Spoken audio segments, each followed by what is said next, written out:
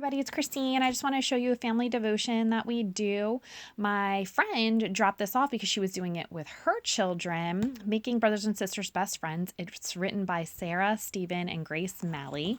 And at the time, Grace was 12, Stephen was 16, and Sarah was 22. So I think it's excellent perspective from the children's point of view, and it's deep material. So again, although my children are 6 and 8, this would be prime material for older children as well, in their teenage years or the youth.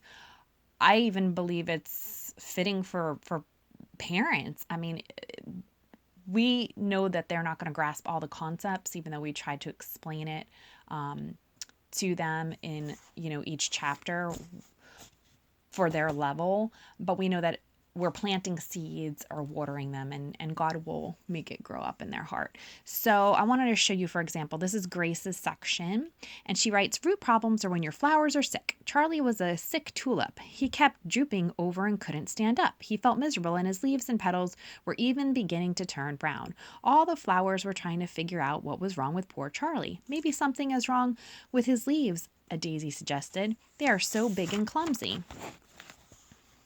So it goes on, and all these different flowers say, well, maybe it's this, maybe it's that.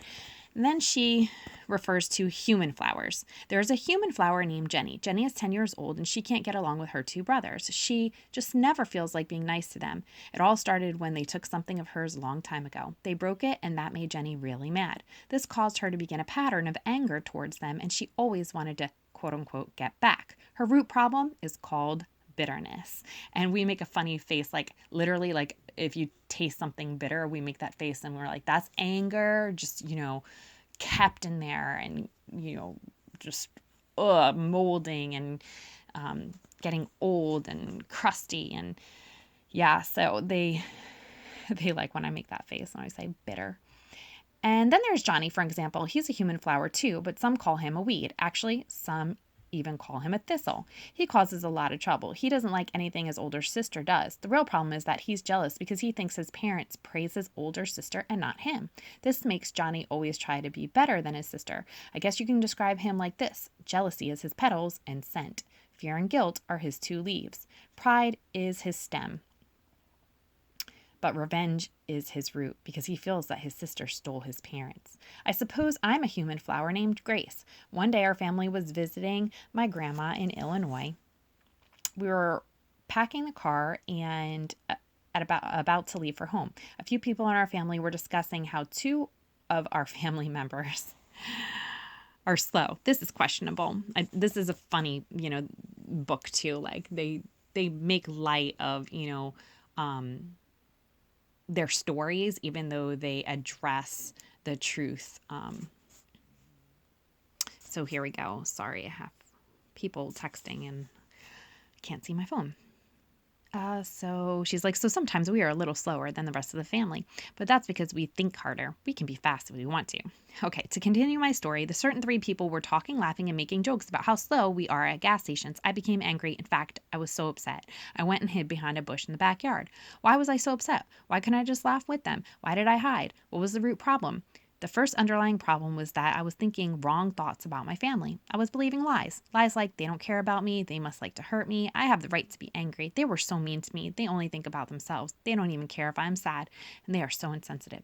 If you have seen me there behind the bush, if you had seen me there behind the bush, you would have seen only the surface problems. I was crying, grumpy, and wouldn't talk to anyone. You could have tried to talk to me about these things, but it wouldn't have helped because that wasn't the real problem. The real problem was that I allowed myself to believe lies about my family. I became more and more angry over just a little joke, and I wanted to get back at them. This is why I hid. I wanted to get them to get worried and come looking for me. I knew they wanted to leave right away, so by hiding, I could get back at them. To conclude the story, my dad came and found me behind the bush and brought me back to the van. I wouldn't talk to anyone for a while, but when my family knew how upset I was, they felt bad. My mother always comforts me when I am sad. The whole family felt sorry about what happened. My parents helped me later to understand what happened. First, I had felt that I was receiving treatment that I didn't deserve. Then I responded wrongly by allowing myself to believe untrue thoughts. This produced a bitter attitude in me.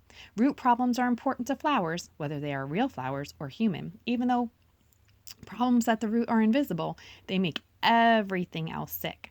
But like Charlie, Jenny, Johnny, and Grace, once you know what is wrong with the root, you know what to do to fix the problem. Okay, so then it goes on to giving verses, and then it will be like Stephen's section and Sarah's section for each chapter. And then they give, lessons applied, and they ask questions at the end.